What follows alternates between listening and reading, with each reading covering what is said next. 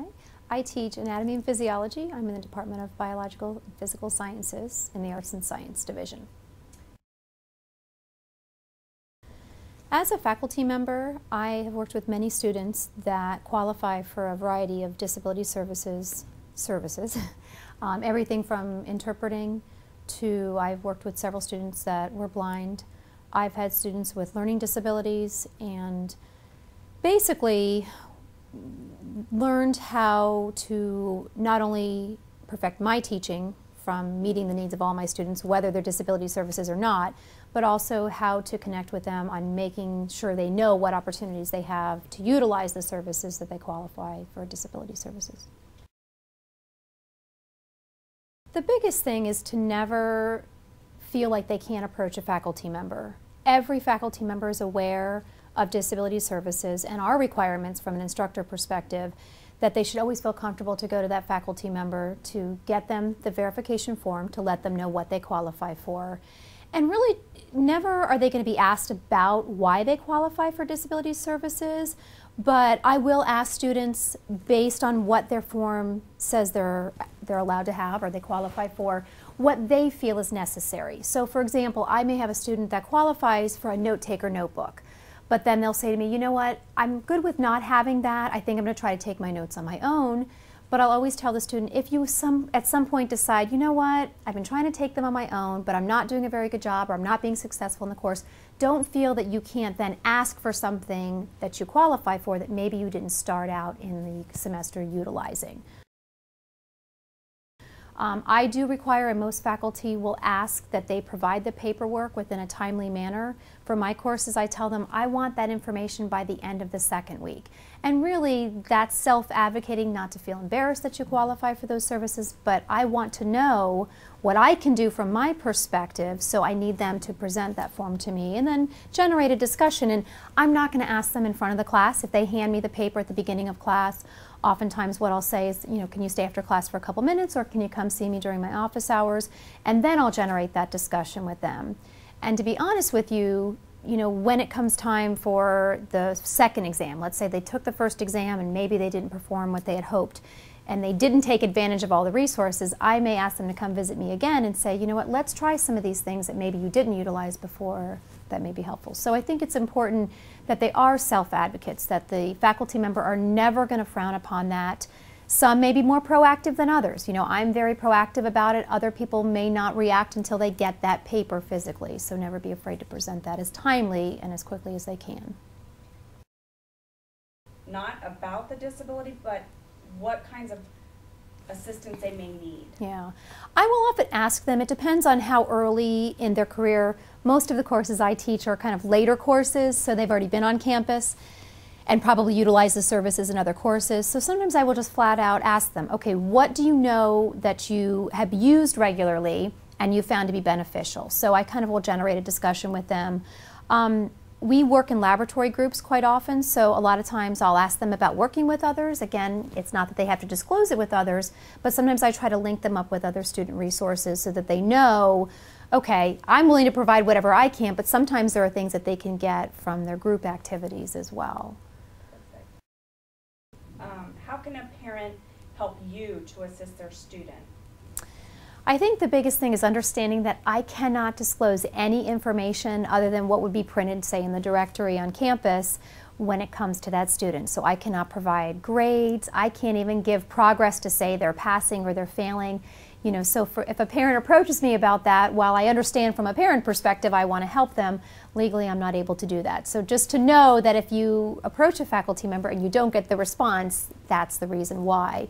I will say that there are circumstances. I work with some scholarship students and their scholarships are based upon their academic performance. So there have been situations where if they sign a waiver, then the parent can be involved in that discussion, let's say if they're put on a probation from that scholarship or things like that. So it has happened, but again, the student has to sign that waiver in order for me to be involved. And I think I get emails sometimes and people will think, well, I didn't ask on the telephone, maybe I can get the information, but whether it's email or phone, or even if a student comes in for extra help or wants to discuss a grade for me, or if I'm giving an exam back for them to review, as the parent, I can't have them in the room because, again, that's giving specific information. The student can share information with them, and that's a discussion between parent and child, but I would encourage them to utilize the student to get all that information versus the faculty.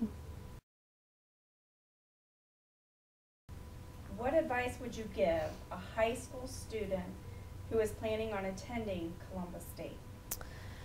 I think first and foremost, to visit disability services, to look at the qualifications or the accommodations that they qualify for, and be open to trying things that they maybe didn't try when they were in high school. And I know, just like I said, there's certain things that people qualify for that they don't utilize. I understand that. But even if you hadn't tried it in high school, college level academic work is so different that even if you didn't have somebody helping with note taking, when somebody flies at a pace that's 3 times the speed you're used to in high school, it may be a great thing for you to try that resource. So my big advice is, if you qualify for something, try them all. You never know. You may really find that one of them is 10 times more helpful than you had expected it to be. So don't just look at that or think, oh, let me try it without, and then play catch up in a course that's very challenging to do. I would rather see a student start out doing everything they possibly can and then saying, you know what, maybe I will get rid of this or get rid of that and try just these options, rather than trying to pick them up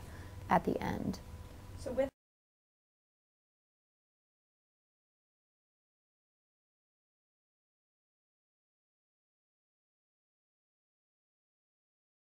that being said, what do you think would, or what suggestion do you have for students who do need to disclose their disability to their instructor?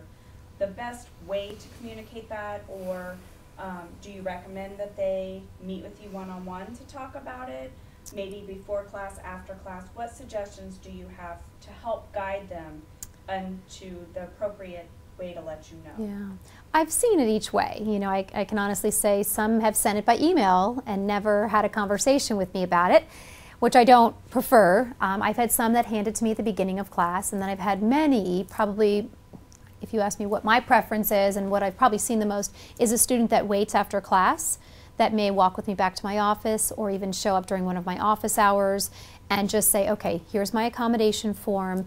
And then that lends for them to, again, not give me the reason why they qualify it, but maybe to give me some background as to what they've used in the past, starting out with a game plan individually that them and myself can discuss, versus just general tips and things like that. So my preference would be either after class, or probably what I would prefer the most, which in all honesty doesn't always happen, is during office hours. Because I really feel that even after class, sometimes there's other students that may hang out trying to ask me a question, and I want to be as protective of that information. I don't want to disclose or say anything or let other students know if they don't want them to know that they qualify for that particular service. So to do it one-on-one in the office hours would be probably the absolute best scenario.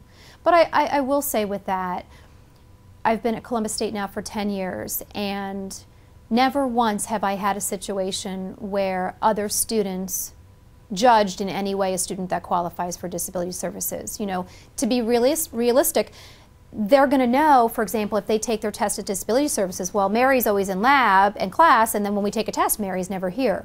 Nobody asks any questions. Everybody's very respectful of that. So, I don't want anybody to feel that if they utilize those services that the other students are going to judge them, because they're not. When we talk about self-advocacy and making sure that you work with disability services, it is very important from a faculty perspective that you have to schedule your exams in many cases. Please communicate that with faculty members. We're kind of scattered at times in teaching 5 or 6 different classes, and we have different disability services students in different classes. Always follow up. Just because you've given that form at the beginning of the semester, don't just assume that the faculty member will, take it to the testing center. This is the day that I'm scheduled for my exam. Is that okay with you? In certain cases, for example, I teach an 8 a.m. class. Well, disability services doesn't open sometimes earlier for them to take the exam and then come to my lecture that follows. So we communicate and we say, okay, let's take it the day before, let's take it after class. But don't just assume because you've given that form that the instructor has it all mapped out for the semester. Keep those lines of communication open so they can get your exam there delivered on time and that you have all the things that you need.